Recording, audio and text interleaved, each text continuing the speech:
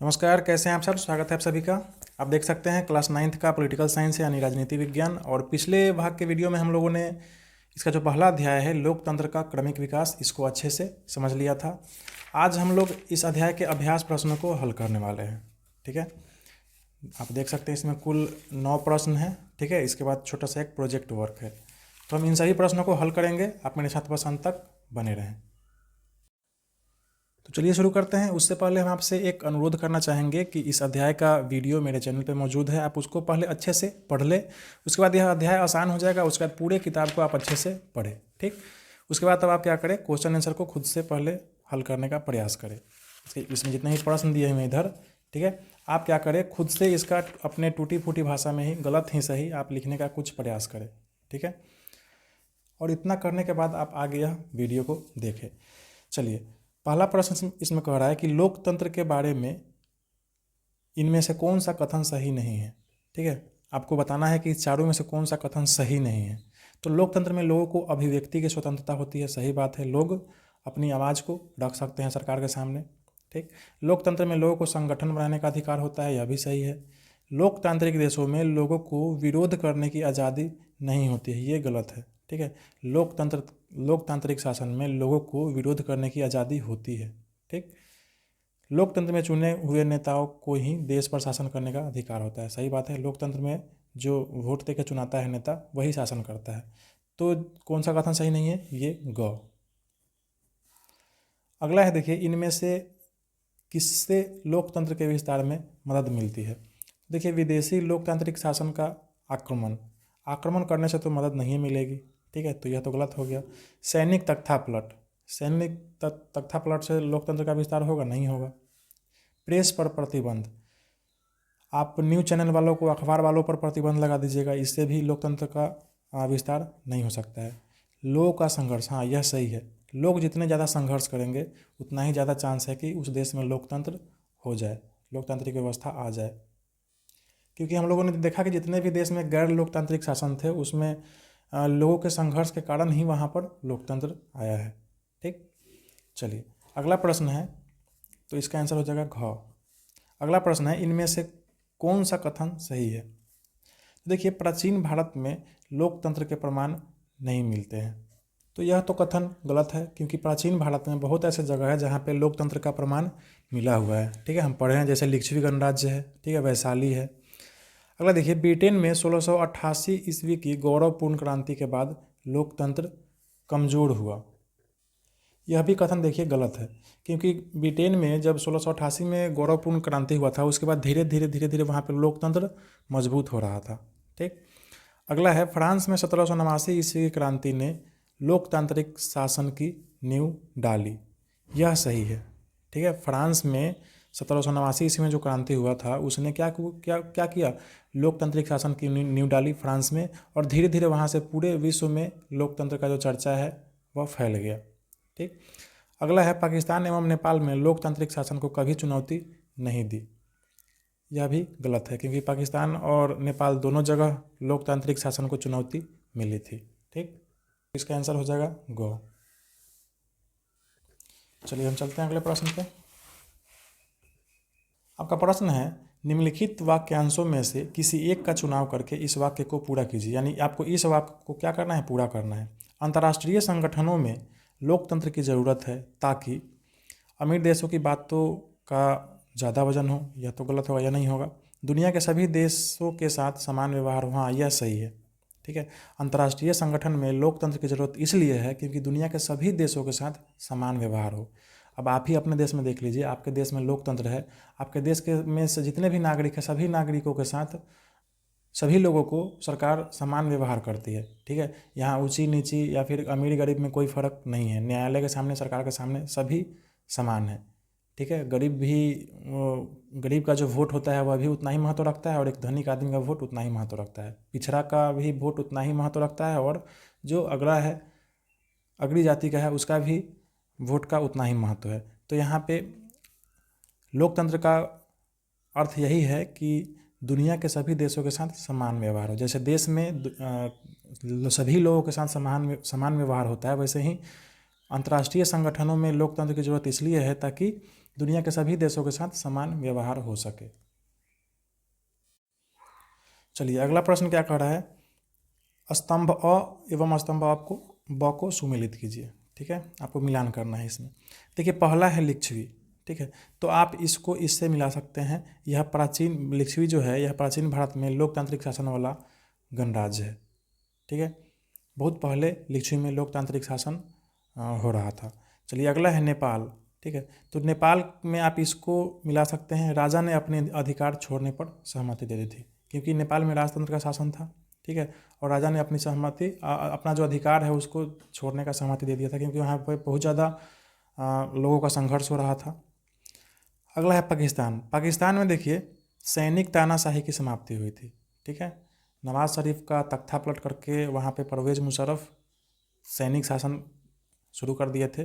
तो फिर क्या हुआ, परवेज़ मुशर्रफ का शासन जो था उसका समाप्ति हुआ। तो वही होगा यहाँ पे पाकिस्तान में सैनिक तानाशाही की समाप्ति। अगला है घाना। देखिए घाना जो है यह अफ्रीका का एक देश है, और आप इसको इससे मिला सकते हैं ब्रिटिश औपनिवेशिक शासन से आज़ादी। घाना एक अफ्रीकन देश है, इसका नाम पहले गोल्ड कोस्ट था। ठीक है, और इस पर ब्रिटेन का शासन था। जैसे हमारे देश पे इंग्लैंड का शासन था, वैसे ही यहाँ भी इंग्लैंड का शासन था। ठीक, तो पश्चिमी अफ्रीका देश है यह, और सबसे पहले यहाँ पे लोकतंत्र व्यवस्था शुरू हुआ था, और ब्रिटेन से इसको आज़ादी भी मिली थी। ठीक, चलिए अगला प्रश्न है 6 नंबर कि गैर लोकतांत्रिक शासन वाले देशों के लोगों को किन किन मुश्किलों का सामना करना पड़ता है। इस अध्याय में दिए गए उदाहरणों के आधार पर इस कथन के पक्ष में तर्क दीजिए। आप इसके उत्तर में लिख सकते हैं कि गैर लोकतांत्रिक शासन वाले देशों के लोगों को निम्न मुश्किलों का सामना करना पड़ता है। इन देशों में शासकों का चुनाव जनता अपनी इच्छा से नहीं कर सकती है। और दूसरा बिंदु है कि इन देशों में जनता को सरकार के समक्ष अपने विचार व्यक्त करने, संगठन बनाने, विरोध करने तथा राजनीतिक गतिविधियों में भाग लेने की वास्तविक स्वतंत्रता नहीं होती है। ठीक, आपका अगला प्रश्न है 7 नंबर कि एशिया के 5 गैर लोकतांत्रिक देशों के नाम लिखिए। आपके एशिया महादेश में 5 ऐसे देश का नाम लिखना है जहाँ पे लोकतांत्रिक शासन नहीं है, मतलब वहाँ पे राजतंत्र हो या तानाशाही हो या सैनिक शासन हो, तो इस तरह का देश का नाम आपको लिखना है।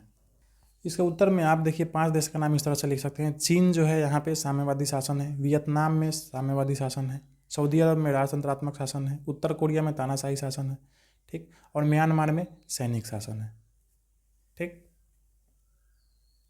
आपका अगला प्रश्न है 8 नंबर कि जब सेना लोकतांत्रिक शासन को उखाड़ फेंकती है तो सामान्यतः कौन सी स्वतंत्रताएं छीन ली जाती है। तो ध्यान दीजिए, सेना जब लोकतांत्रिक शासन को उखाड़ फेंकती है तो सामान्यतः निम्न स्वतंत्रताएं छीन ली जाती है। पहला है वोट देकर सरकार चुनने का अधिकार, दूसरा है विरोध करने का अधिकार, तीसरा है संगठन बनाने का अधिकार, चौथा है अपने विचार व्यक्त करने का अधिकार, पांचवा है राजनीतिक गतिविधियों में भाग लेने का अधिकार। ठीक, तो यह सब अधिकार जो है यह छीन लिया जाता है। ठीक, अब देखिए आपका अगला जो प्रश्न है वह 9 नंबर है कि इस अध्याय के अध्ययन के आधार पर लोकतंत्र की समान विशेषताओं का उल्लेख कीजिए। मतलब लोकतंत्र का क्या विशेषता है इसके बारे में आपको बताना है। तो देखिए लोकतंत्र की कुछ समान विशेषताएं, ठीक है, आपकी किताब में ही दिया हुआ है, आप इसको यहाँ से लिख सकते हैं। लोकतंत्र में यह व्यवस्था रहती है कि लोग अपनी मर्जी से सरकार चुने। दूसरा है कि सिर्फ लोगों द्वारा चुने गए नेताओं को ही देश पर शासन करने का अधिकार होता है। तीसरा है कि लोकतंत्र में लोगों को अभिव्यक्ति की स्वतंत्रता होती है, मतलब लोग अपनी आवाज़ को उठा सकते हैं, कुछ कह सकते हैं सरकार के सामने। लोकतांत्रिक देशों में लोगों को विरोध करने की आज़ादी होती है। ठीक, लोगों को संगठन बनाने का भी अधिकार होता है। तो यह सब जो है यह समान विशेषता है लोकतंत्र का। अब देखिए आपका अगला जो प्रश्न है इसमें यहाँ पे देखिए यह प्रोजेक्ट वर्क है। ठीक है, इसमें देखिए क्या कह रहा है, अपनी कक्षा में अलग अलग समूह बना ले और नेपाल तथा पाकिस्तान में लोकतंत्र के लिए हो रहे संघर्ष से संबंधित अलग अलग तरह की सूचनाएं इकट्ठी करें। इन प्रश्नों पर ध्यान केंद्रित करें। मतलब नेपाल और पाकिस्तान के बारे में आपको क्या करना है, सूचना इकट्ठित करना है। तो देखिए आपके किताब में भी दिया हुआ है नेपाल और पाकिस्तान के बारे में। देखिए यहाँ पे भारत के पड़ोसी देश नेपाल के बारे में यहाँ पे दिया हुआ है। ठीक, और इसके बगल में देखिए यहाँ पे पाकिस्तान के बारे में दिया हुआ है। तो आप पहले तो किताब को अच्छे से पढ़ें। जोड़ी हो तो आप नेट्स का भी सहायता ले सकते हैं, विकिपीडिया का सहायता ले सकते हैं। और आपको इन प्रश्नों का क्या करना है, उत्तर देना है। इन देशों की पूर्व सरकार किस आधार पर गैर लोकतांत्रिक थी। देखिए इसका उत्तर आपके किताब में ही मिल जाएगा। यहाँ देखिए नेपाल के बारे में क्या कह रहा है कि नेपाल में देखिए राजा का ही वास्तविक शासन था, मतलब वहाँ पे क्या था, राजतंत्र शासन था। ठीक है, राजतंत्र था। और यहाँ पे पाकिस्तान के बारे में देखिए क्या कह रहा है, पाकिस्तान में जो था वह सैनिक शासन था। ठीक, तो आप इस दोनों को आप यहाँ से लिख सकते हैं इसके उत्तर में। दूसरा प्रश्न है कि नेपाल तथा पाकिस्तान के लोगों की मुख्य शिकायत और मांगे क्या है। तो उन दोनों देशों के लोगों का जो मुख्य मांग था वह क्या था? लोकतंत्र व्यवस्था को बहाल करना। ठीक है, सिंपल से इसका आंसर है, आप लिख सकते हैं लोकतंत्र व्यवस्था को बहाल करना, मतलब लोकतांत्रिक शासन लाना अपने देश में। ठीक, अगला है लोगों की इन मांगों पर पूर्व शासकों की क्या प्रतिक्रिया थी। तो देखिए, पूर्व शासक जो थे, नेपाल में जो राजतंत्र का शासन था और पाकिस्तान में सैनिक शासन था, तो कोई शासक थोड़ी चाहे कि उसका सत्ता खत्म हो जाए। तो शासक तो नहीं चाह रहा था, लेकिन लोगों ने जब बहुत ज़्यादा संघर्ष किया तो झुकना पड़ा सरकार को।